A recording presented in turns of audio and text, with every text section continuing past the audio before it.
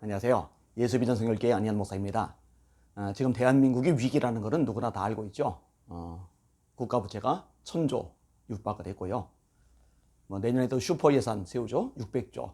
이게 다 이제 후세대들의 빚으로 작용할 것들입니다. 안보 엉망이죠.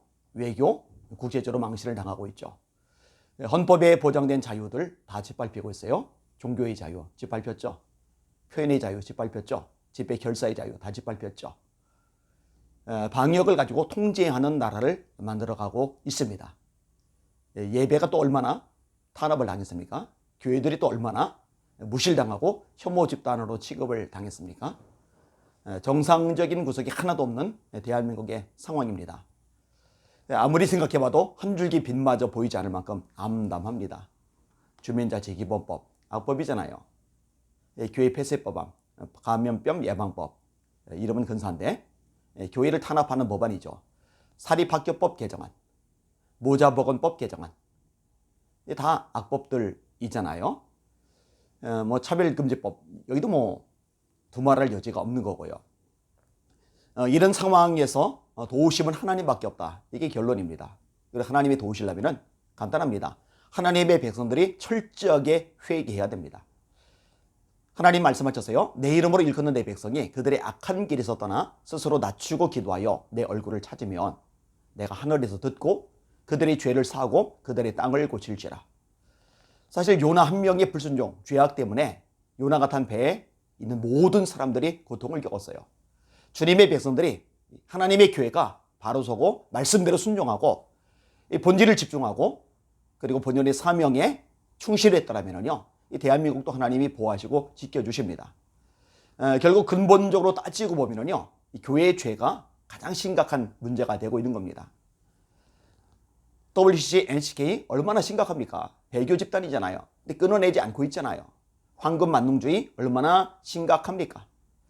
교회가 존재하는 목적은 영혼 구원이죠. 전도와 선교가 빠진 교회는 교회라고 할 수 없어요. 그런데 이 본질, 예수님 재림하기 전에 한 명이라도 전도해서 구원받게 하고 함께 천국에 가는 거, 여기에 올인을 해야 되는데 전도, 선교에 관심이 없는 교회들이 얼마나 많습니까?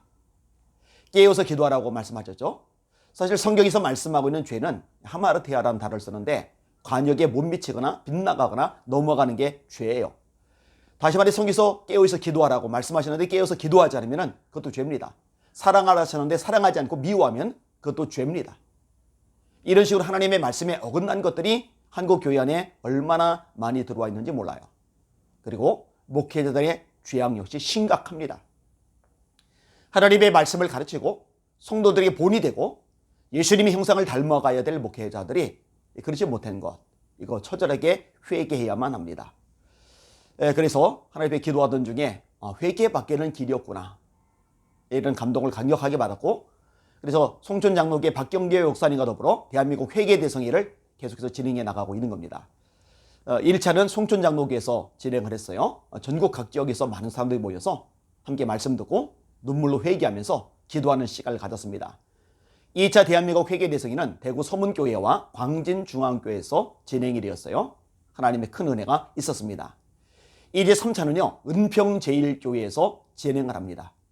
12월 마지막 주일 저녁부터 수요일 저녁까지 4일간 진행이 된 겁니다. 12월 마지막 주로 정한 거는 이유가 있어요. 한 해에 마치는 마지막 시간, 마지막 주간에 하나님 앞에 회개하면서 한 해를 마무리하자, 이런 의도가 담겨져 있는 겁니다. 특별히 은평제일교회에서 이 대한민국 회개대성회 3차 대성회를 진행하게 되어서 얼마나 감사한지 모릅니다.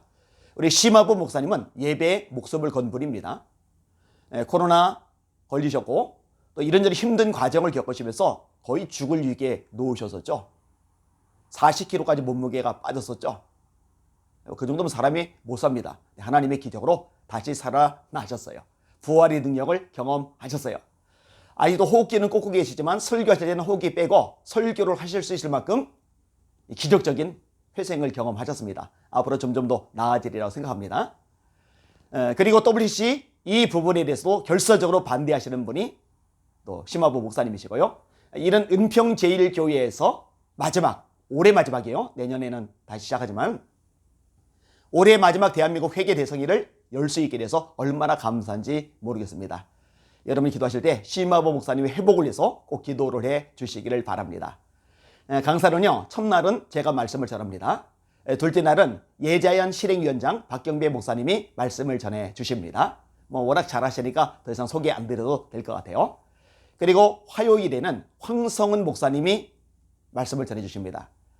젊은 목사님 중에 좀 세웠으면 좋겠다라는 마음이 들었어요. 그리고 대전에서 사역을 하시는데 청년 가운데 엄청난 부흥의 역사를 경험하고 있습니다. 청년들이 한 300여 명 모인다. 제가 그렇게까지 얘기를 들었어요. 요즘에 청년에 없는 교회들이 그렇게 많은데 이렇게 청년 부흥이 일어나고 있으니 얼마나 값지고 아름답고 기쁜 일입니까? 우리 황성은 목사님이 말씀을 전해 주실 거고요. 마지막 날엔 또 여러분이 잘 아시는 김용의 선교사님이 말씀을 전해 주실 것입니다. 해운대에서 20만 명 모였을 때 그때 주강사로 말씀을 전해 주셨던 김용의 선교사님이시죠. 저를 위해서, 박경배 목사님을 위해서, 황성은 목사님을 위해서, 김용의 선교사님을 위해서, 그리고 은평제일교회 다니신 심화보 목사님을 위해서 기도 많이 해 주시기를 바랍니다. 하나님, 모여서 주님만 바라보겠습니다. 주님만 의지하겠습니다. 뼛속 깊이 회개하기를 원합니다. 우리 능력, 우리 노력으로 회개가 안 되오니 하나님 회개의 영을 부어 주시옵소서. 성령의 불이 임하게 하여 주시옵소서. 온갖 죄악들 끊어버리고 주님 앞에 거룩하고 정결한 한국교회 되게 하여 주시옵소서. 한국교회가 살아남으로 말미암아 대한민국이 깨어나며 살아나게 하여 주시옵소서. 다시 한번 부흥의 시대를 경험하게 하시고 그렇게 생긴 힘과 능력을 가지고 땅끝까지 저 중앙아시아 이슬람 고전한 예루살렘까지 열심히 복음을 전하다가 재림하시는 예수님 영접하는 한국교회 되게 하여 주시옵소서. 주님 곧 오십니다. 깨어서 기도하고 사명 감당하다가 재림하시는 주님을 기쁨으로 영접하는 우리 모두 또 한국교회가 되기를 간절히 소망하고 또 소망합니다.